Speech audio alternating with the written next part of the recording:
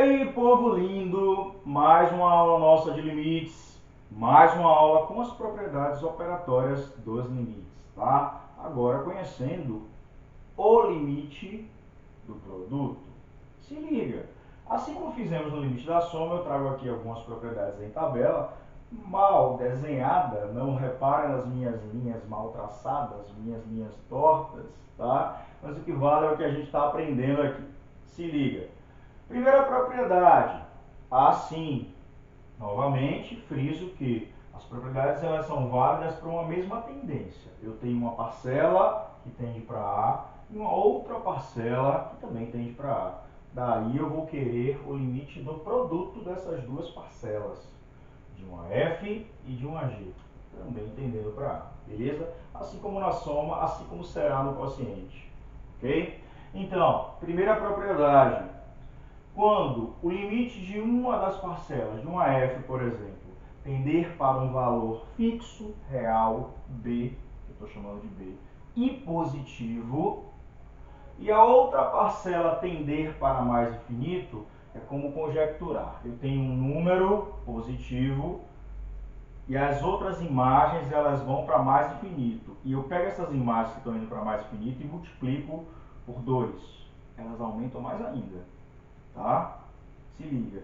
Então, se eu tiver um número positivo e multiplicar por algo que está indo para mais infinito, isso resultará em mais infinito. Se eu tiver um número positivo em uma das parcelas, a tendência de um der positivo, der 2, e a tendência do outro der menos infinito, o resultado ao multiplicar 2 com menos infinito, né, vai dar o quê? Menos infinito. Se o resultado de uma das parcelas der também um número, porém negativo, e eu multiplicar por algo que está indo para mais infinito, por exemplo, 1 deu menos 2 e vai para mais infinito, pode dar menos ou mais 1 milhão vezes menos 2, menos 1 milhão. Então, ao multiplicar algo que é negativo por algo que vai para mais infinito, a resposta irá para menos infinito. Jogo de sinal do produto, tá? Da mesma maneira, se eu multiplico algo negativo por algo que está indo para menos infinito, isso dará mais infinito. É o famoso menos com menos, da multiplicação, tá? Aí, se eu multiplicar um número qualquer B, inclusive zero, vezes um número qualquer C, 5 vezes 4, o limite dessa deu 5, o limite dessa deu 4, o limite das duas vai dar o quê? 20. Então, basta multiplicar o valor do limite da primeira vezes o valor do limite da segunda. Agora, se eu tiver zero em uma e a outra tender para menos infinito, ou a outra tender para menos infinito, ou a outra tender para mais infinito. Inclusive, não importa a ordem, né? Pode ser que as que tendam a infinito sejam a primeira parcela e a segunda parcela seja zero. Resumindo, se uma parcela tender para zero e outra parcela tender para infinito, seja ele mais ou menos infinito, isso também é uma situação de indeterminação. É a nossa querida indeterminação. Vou até resumir aqui. Que tipo de indeterminação é essa? É uma indeterminação zero vezes infinito. Pode ser mais finito ou menos finito. Zero vezes qualquer infinito não vai dar zero, tá? Necessariamente. Pode ser que dê zero, mas pode ser que não dê. Por isso será uma indeterminação, como vimos lá na da soma. Beleza? E aí vamos ver 3 exemplos, de preferência específicos para a nossa indeterminação, porque os outros são bem triviais. Beleza? Fica aí que a gente vai continuar. Então, lindíssimos do meu Brasil, vamos fazer aqui os exemplos, continuando sobre o limite do produto, para ilustrar basicamente a indeterminação. As outras propriedades, elas são bem triviais. O que é dito é sempre tal, tendeu para B, tendeu para C, a resposta é sempre o produto, B e C. Idem, infinito em um número positivo ou negativo, tá? Seja menos, seja mais. Não muda, é sempre aquelas respostas. Mas a indeterminação é que a gente tem que se preocupar. A parte mais que a gente tem que ficar ligado nos detalhes. Se liga. Olha só. 3 exemplos, como fizemos no limite da soma. Primeiro exemplo. Tem uma função de lei f de x igual a 1 sobre x ao quadrado. Inclusive, eu repito essa lei para os 3 exemplos e mudo a lei da g. Na primeira é kx ao quadrado. Tá? Então, primeiro exemplo, eu quero o limite quando x tende a quanto? A zero da função 1 sobre x ao quadrado. Da função com lei. Eu suprimo a palavra função, posso botar, ou lei, posso botar direto função. Enfim, limite de 1 sobre x ao quadrado quando x tende a zero. Pensando no esboço gráfico, eixo x, eixo y, origem, ou GeoGebra, caso vocês queiram aí para facilitar melhor esse comportamento. Ou seja, quando eu tender para zero, porque é essa a tendência que está acontecendo, tanto pela direita quanto pela esquerda, o que é que acontece com as imagens? Elas estão o quê? Aumentando muito, tendendo para onde? Para mais infinito, beleza? E, segunda possibilidade, x tendendo a zero, tá? Da função cuja lei é kx ao quadrado, a g de x. Qual é o gráfico disso aqui? Aqui eu também tenho uma família de funções, tá bom, gente? Que família de funções é essa? Eixo x, eixo y, origem. Joga no GeoGebra, esse K virará um controle deslizante. Eu terei situações desse tipo. As parábolas todas aqui, porém mudando as aberturas, caso o K seja positivo ou caso o K seja negativo. Aí as concavidades são para baixo. Essas são as funções que eu tenho, beleza?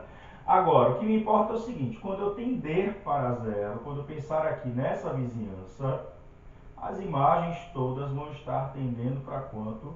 Para zero. Observe, não importa se o gráfico está com concavidade para baixo ou para cima. Quando eu tender para zero nessa função, vai tender para zero. É uma função contínua, inclusive. Ó. Se você jogar zero, o f de zero é zero. Tá? É contínua em zero. Beleza? Bom, uma tendeu para zero, outra tendeu para mais infinito. O que é que acontecerá com o produto delas? Logo, o limite, quando x tende a zero, da f vezes ag, é o mesmo que calcular o limite, quando x tende a zero, de 1 sobre x ao quadrado vezes kx ao quadrado. Beleza? Isso será igual ao limite, quando x tender a zero, posso simplificar, porque eu garanto que o x não é zero nessa situação aqui, porque o domínio dessa função agora é diferente de zero, porque eu tenho variável no denominador. Lembre-se, produto de funções contínuas, domínio de uma, domínio da outra. O domínio do produto é o domínio da interseção. Se liga. Então, se esse pode zero, mas esse não pode zero, então no produto não vai poder zero, tá? Por isso eu posso fazer essa simplificação. Tchau, tchau. Esse chamado corte que o pessoal faz. Se liga. Então resulta em quanto K. E a gente viu na aula passada um limite similar a esse, igual na verdade, quando tende para cá. Limite de 2 quando x tende a zero. Limite de 5 quando x tende a zero. Vai dar o quê? Vai dar o valor. Se você quiser enxergar, passamos o gráfico. Supondo que K é um número positivo, o gráfico vai estar aqui. É uma constante, né? O gráfico é uma reta paralela ao eixo x, porque é o gráfico de uma função constante. Quando eu tender para zero, significa que a imagem tenderá para quanto? Para K. Quando eu tender para qualquer número, a imagem dá K. Quando eu tender para infinito, a imagem dá K. É uma função constante. Tá? Se liga. Bom, esse foi o primeiro exemplo. Vamos fazer o segundo exemplo, tá? Aqui mesmo nesse espaço. Ainda eu tenho o limite da função com lei 1 sobre x ao quadrado. Ainda a tendência é para zero, tá? Tranquilo. E o resultado, o esboço está aqui, eu vou aproveitar o resultado. O resultado disso é mais infinito. E limite da g dada pela lei x, x tendendo a zero. Eu não vou nem fazer o gráfico, porque f de x igual a x, quando x tende a zero, é uma função afim. Então ela é contínua. Se é contínua, basta jogar o zero na função. Então dá zero. Tá? Então, zero vezes infinito. Uma foi para zero, outra vai para infinito. De novo, é uma possibilidade de indeterminação se eu fizer o produto. Logo, limite, quando x tender a zero, do produto é a mesma coisa. Aqui também vai dar para simplificar, mas não igual a desse jeito, tá? Não igual a essa maneira aqui que fizemos. Olha só, também não tem o zero, então eu posso simplificar. Sobrará o que? Limite de 1 sobre x quando x tender a zero. Como será? Qual será a resposta desse limite? Olha só, fazendo o esboço gráfico, eixo x, eixo y, origem. Eu tenho aqui bonitinho, o gráfico é esse, tá? Joga no GeoGebra, nós já fizemos, inclusive recapitulamos esses gráficos para funções contínuas. É uma função contínua em todo o seu domínio. Zero não está no domínio. Vamos ver o que acontece. Quando eu tendo para zero pela direita ou pela esquerda. Tendendo para zero pela direita, o que acontece com as imagens? Elas aumentam muito.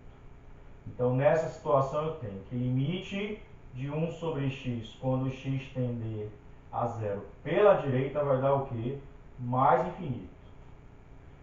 E nessa outra situação, estou me aproximando do zero pela esquerda. E limite de 1 sobre x, quando x tender a zero pela esquerda, o menusinho, está indo para onde? Para menos infinito. Como os limites laterais são diferentes, um vai para mais infinito e um vai para menos infinito, o limite da função, qual é a resposta? Não existe. Então, olha o que aconteceu. A nossa indeterminação já deu como resultado um número fixo, já deu como resultado um valor que não existe, tá? Então a gente não pode fixar, a gente tem que ver caso por caso, por isso é indeterminação.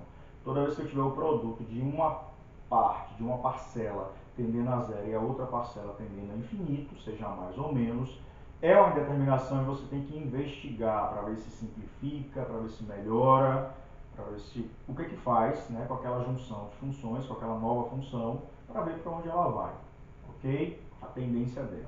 Se liga. Bom, eu vou fechar aqui, próxima aula a gente continua, faz o terceiro exemplo e dá prosseguimento, beleza? Curte, compartilha, se inscreve se não se inscreveu e até a próxima aula.